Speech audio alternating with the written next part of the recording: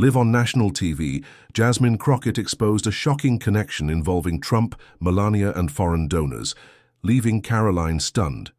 What began as a tense, well-rehearsed segment on campaign finance reform, with tight smiles, polished talking points and expected political jabs, took an unexpected turn when Jasmine, instead of responding to Karoline's swipe about reckless spending, leaned forward, adjusted her mic and said calmly, "I find it interesting that we're discussing campaign finance, yet no one mentions the donor money tied to the Mar-a-Lago gala in 2022 or how a foreign shell company funneled $500,000 into that event."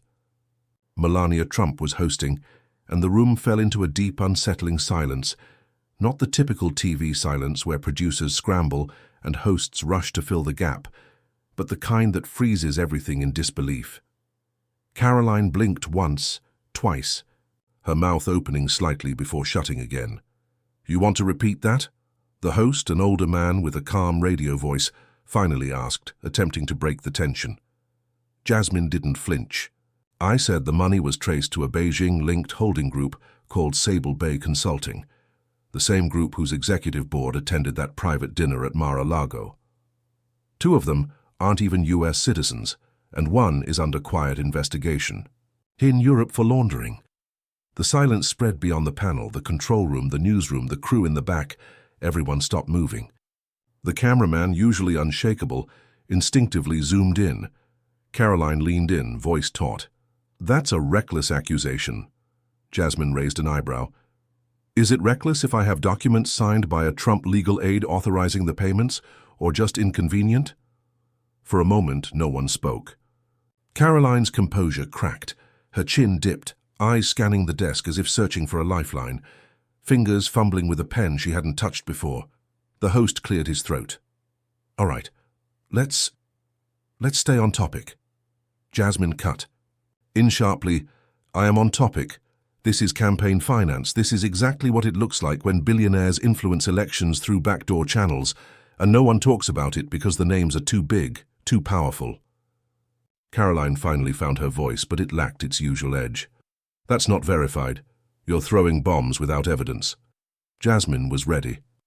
"Then ask your team why Karoline's own press secretary flagged this 2 months ago. Ask why they've been quietly deleting tweets that mentioned that gala." The host tried to steer the conversation back, but it was too late. The damage was done. Viewers weren't paying attention to policy anymore. They were watching faces, reading body language, noticing the shifts and hesitations. Within 10 minutes, clips flooded Twitter. Crockett goes nuclear. Leavitt silenced on live TV. Hashtags exploded, and people freeze-framed Karoline's expression, comparing it to iconic political moments from decades ago, the kind that don't just go viral but get etched into cultural memory. It wasn't just the words, it was how real it felt.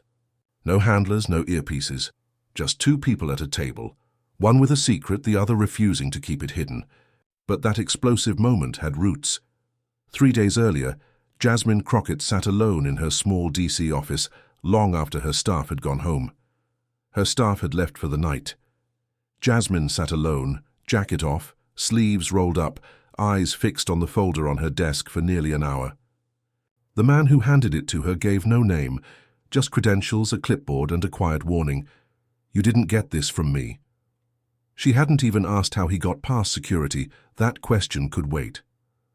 For now, she was staring at something most politicians avoid. Real paper, the kind that can't be erased with a tweet or spun in a press release. It wasn't just one memo or a suspicious bank statement. It was a timeline. A trail of over $2 million in campaign donations made through shadowy LLCs with no real business activity. One donor was listed as an antique rug wholesaler in Nevada. Another, a defunct juice company in Sarasota that hadn't filed taxes in 7 years. All the transactions happened days before a private fundraiser at Mar-a-Lago, hosted by Melania Trump and attended by 2 foreign nationals Jasmine had only seen in briefing documents tied to intelligence watch lists. The worst part? It was clean, too clean, layered with just enough legality to dodge scrutiny. Jasmine pushed her chair back, walked to the window, and stared out at the street below. She didn't feel powerful, She felt trapped, like moving. Too quickly would make everything explode, but moving too slowly might be worse. It would disappear before anyone ever saw it. Jasmine's phone buzzed. It was Kendra, her chief of staff, still at the office. "I thought you were taking tonight off," Kendra asked, already knowing the answer. "I was," Jasmine replied, glancing back at the folder. But something came up. There was a pause. Kendra always knew when Jasmine wasn't telling the whole story. "Is this about the thing we weren't supposed to get involved in?" Jasmine didn't answer right away. "I think it's bigger than we thought," she finally said. "And if I'm right, it's going to rattle more than a few cages." Kendra's voice tightened. "You planning to go public?" Another pause. "I'm going on that panel Thursday with Leavitt," Jasmine said slowly. "I might say something." Kendra exhaled hard. "Jazz, you say something like this out loud. It's going to land like a hammer. We're not just poking the bear, we're dragging. Head into daylight. You sure that's the move?" But Jasmine already knew her answer. "They think people like me don't have the guts to say it on camera," she replied firmly. "I've had enough of that." She hung up, walked back to her desk, and flipped to a page near the back of the folder, a single signature. Not Trump's, not Melania's, but someone connected. Someone whose name had made headlines 2 years ago, before quietly disappearing. That's what made her stomach turn. Not just the money, not even the names, but the silence. How something so bold could hide in the dark simply because no one dared to speak up. That night, Jasmine didn't sleep much. She didn't rehearse, didn't tell her staff, and didn't ask for a fact check, because she knew if she did, someone might try to talk her out of it. But once those pages landed on her desk, silence was no longer an option. Thursday morning. In Sacramento was warm and cloudless, ordinary on the surface. Inside the studio, though, the air was tense, not because anything unusual had happened, but because live TV always carried that electric charge, the kind you don't mention, but feel in your gut as you pass the makeup chair. Jasmine arrived alone. No entourage, no publicist, no assistant juggling alerts. Just her, a black notebook tucked under her arm, and a coffee she barely touched. Across the green room, Karoline Leavitt sat in a crisp cream blazer, earbuds in, nodding along to whatever her comms director was whispering through the wire. Her posture was perfect, her smile practiced. She glanced up just once as Jasmine entered. No words, just a flicker of recognition before going back to scrolling her phone. The host, Barry Clean, had been moderating live panels for nearly 20 years. Nothing surprised him anymore. Not the fake friendships, not the staged smiles. Sudden on-air outbursts, post-show spin, none of it fazed Barry. He greeted both women with his usual dry familiarity. "Ladies, 3 minutes. Same format as usual. Openers, one-on-one, then closing remarks. Keep it civil, or at least pretend for the viewers." He winked. Jasmine didn't smile. Backstage, an intern tested audio levels while the floor director ran final checks. Barry stepped aside to powder his forehead.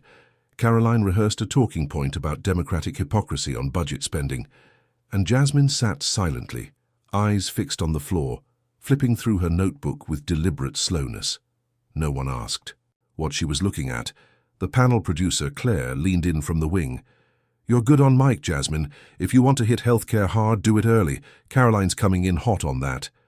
Jasmine nodded once, eyes never leaving the page, but healthcare wasn't on her mind.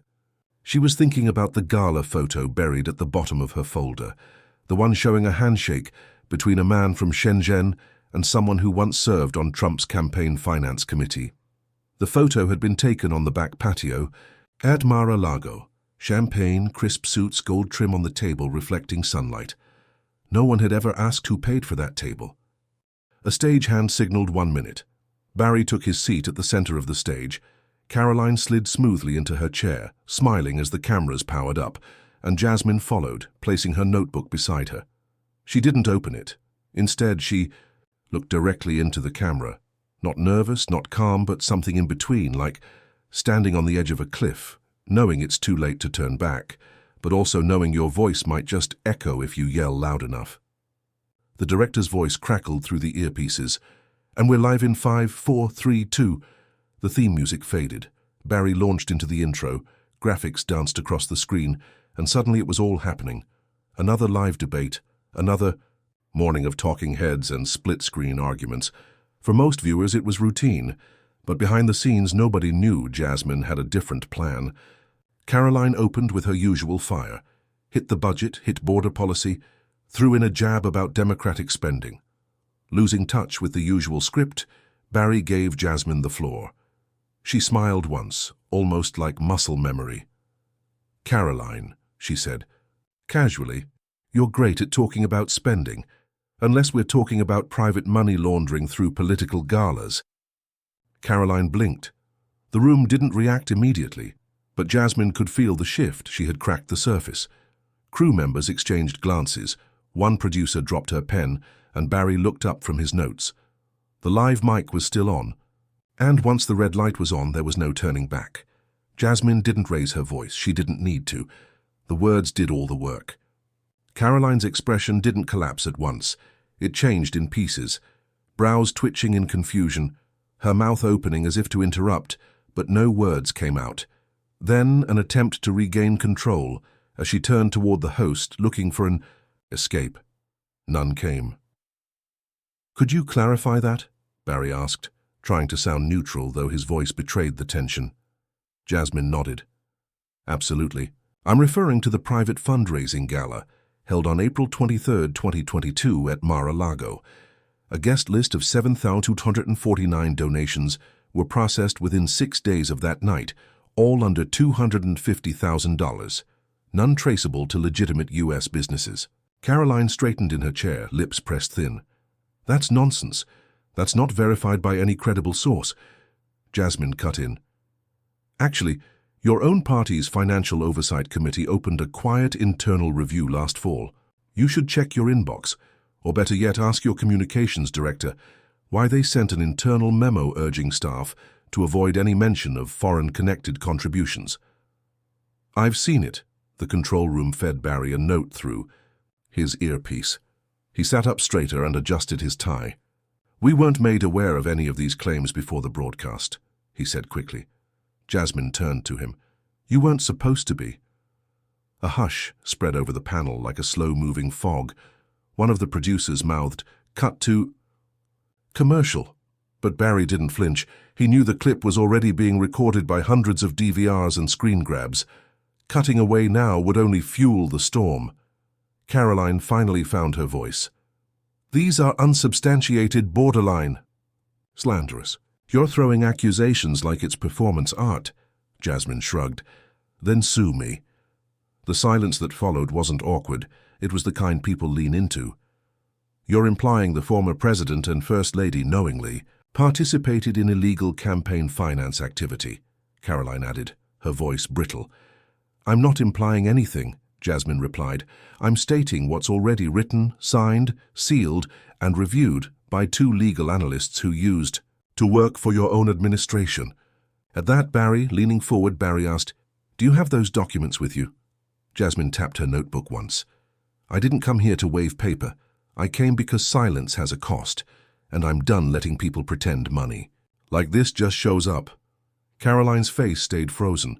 She had 2 choices, deny it forcefully or pivot hard. But she hesitated, and in that hesitation everything shifted.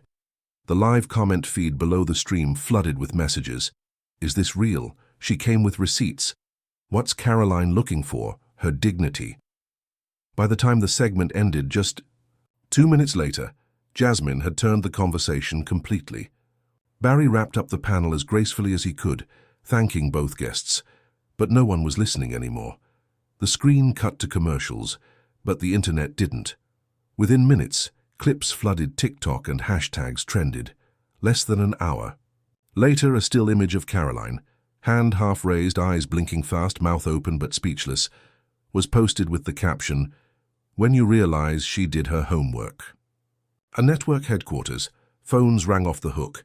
Producers were pulled into emergency meetings. Editors prepared segments debating whether to air the full clip or edit for brevity. Lawyers reviewed the broadcast twice. Jasmine left the studio. Without waiting for post-show banter, didn't speak to reporters waiting outside, and didn't wave at cameras. She walked straight to the black sedan waiting at the corner and sat in the back seat, notebook clutched tight in her lap. Her phone buzzed non-stop, but she didn't answer. Not yet. The fallout wasn't just political. It hit her personal life, too. Jasmine barely made it back to her apartment before the first wave hit. By the time she kicked off her shoes and dropped her bag, 3 networks had requested follow-up interviews. Her voicemail was full, texts poured in, some from reporters she hadn't spoken to in years, others from colleagues she hadn't heard from in months. But it wasn't just the press. Her mother called twice, and her younger brother texted, "You broke the..." The internet wished her good luck for Thanksgiving. Even her college roommate from Tallahassee messaged a screenshot of the clip with just one word: girl. Jasmine sat on the couch, staring at the TV without really listening. Every station showed her face in a split screen with Karoline, every panel asking the same question. Did Jasmine go too far? Or did she finally say what others were too afraid to? Meanwhile, Karoline's office released a short, dismissive statement calling Jasmine's remarks irresponsible and a desperate attempt to distract from her own record. But people weren't buying it. What struck viewers wasn't just the content, it was the rawness of the exchange, how Jasmine didn't flinch, and how Karoline, known for always having a quick comeback, faltered in front of millions. The memes didn't stop. One showed Karoline, edited into an empty classroom with the caption, "When you forget to study," and the test is televised. Another had Jasmine in sunglasses walking away from a cartoon explosion. Some were ridiculous, some ruthless, but all pointed in the same direction. Something real had just happened. While social media mocked and debated, behind the scenes, party headquarters in Tallahassee scrambled, with communications directors holding closed-door meetings. Calls with legal consultants flooded in as the finance team sifted through months of donor data, trying to figure out how much of what Jasmine said actually held up. Was it a leak, a rogue staffer, or a foreign link that had slipped through the cracks? No one had expected this. Back at the studio, producers were quietly panicking. Claire, the lead panel producer, sat at her desk watching the clip for the 8th time. She didn't raise her voice, just muttered, "She just dropped it." Barry, the host, leaned in at her doorway. "You think it's real?" Claire didn't answer immediately. They both knew it didn't matter. The audience believed it, and that was enough. By the next morning, Jasmine's office was flooded with nearly 4,000 emails, half praise, half attacks, but all loud. Kendra, her chief of staff, burst in at 8 a.m. with coffee and a look of alarm. "Okay," she said, skipping greetings. "The networks want comment. Do we confirm you had documents or keep it vague?" Jasmine stayed calm. "Let them talk. If they want proof, they'll dig." "You're being called everything, from reckless truth-teller to enemy of the party," Kendra added. "Also, Karoline's people are calling around. They want to know what else you have." "Good," Jasmine said. "Let them wonder." But not everyone cheered. An older congressman from Louisiana left a voicemail warning her to tread carefully. A well-known lobbyist hinted donors were nervous about her tone, and a close colleague texted, "You could have gone through internal channels, why blow it up like that?" To which Jasmine replied, "Because those channels are where truth goes to die." She hadn't slept much, but she didn't feel tired. She felt clear. She didn't drop that bombshell for fame or attention. She just knew what silence cost. She'd seen it before, in city hall court hearings, community meetings, where people whispered what they were too afraid to say out loud. Now the truth was out, and whether it stuck or slipped away depended on what people did next. But the real storm was still coming. 3 days after the broadcast, freelance investigative journalist Hector Padilla sat hunched over a folding table in a small co-working space just off Speedway Boulevard in Tucson, Arizona. He hadn't planned to chase the story, but since the clip of Jasmine Crockett went viral, something about her calm delivery kept nagging at him. Not the drama, he wasn't interested in that, but the patterns.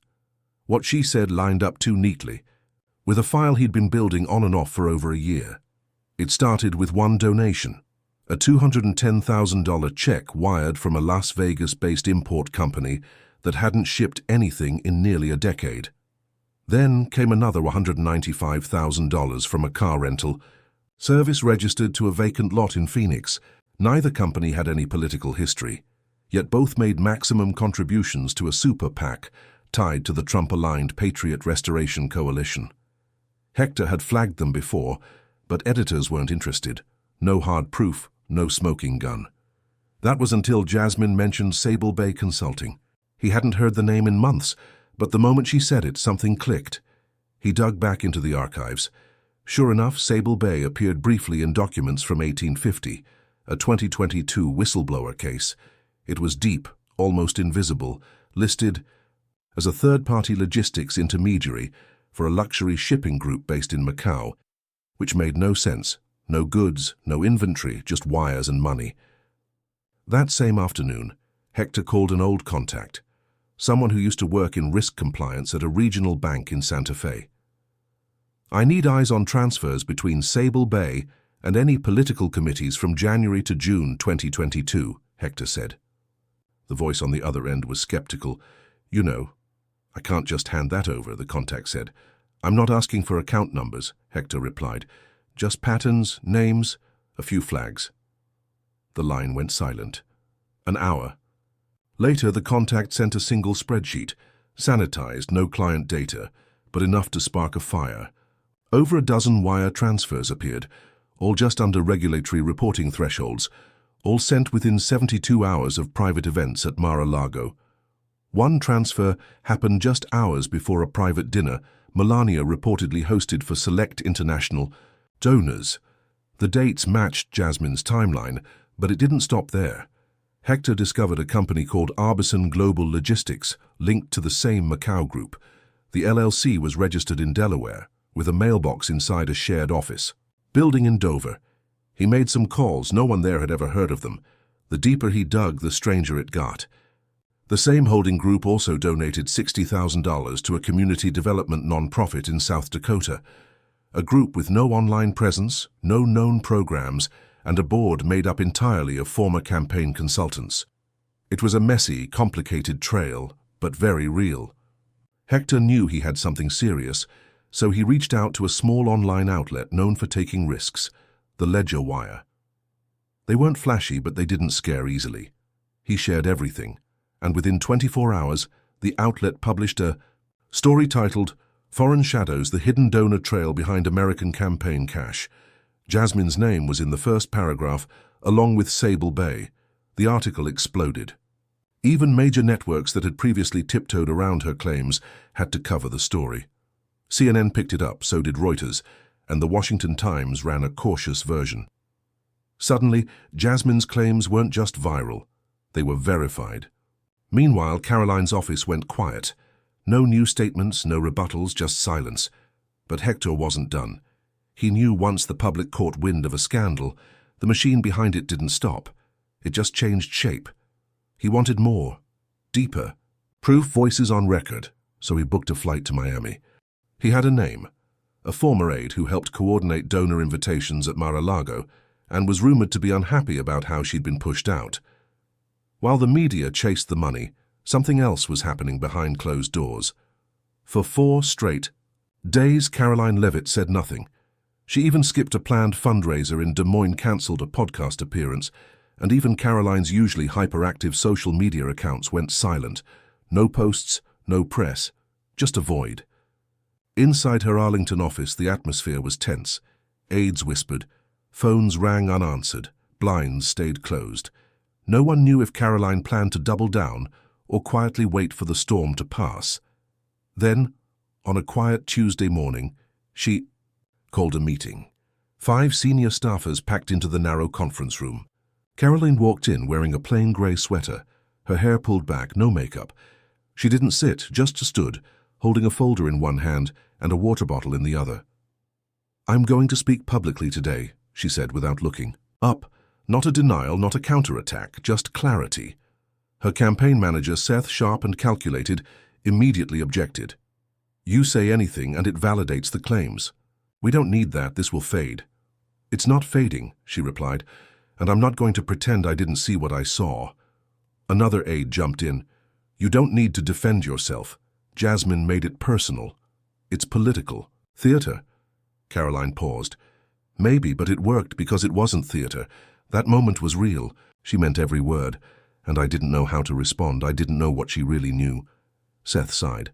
So, you're going to apologize? No, she said calmly. I'm going to tell the truth. The press conference was set for 3 p.m. Eastern. No major outlets were invited, just local reporters and a few independent journalists who had been pushing for comments since the segment aired. Karoline stepped up to the podium alone. I've taken a few days to think carefully about what was said last week during the broadcast, she began.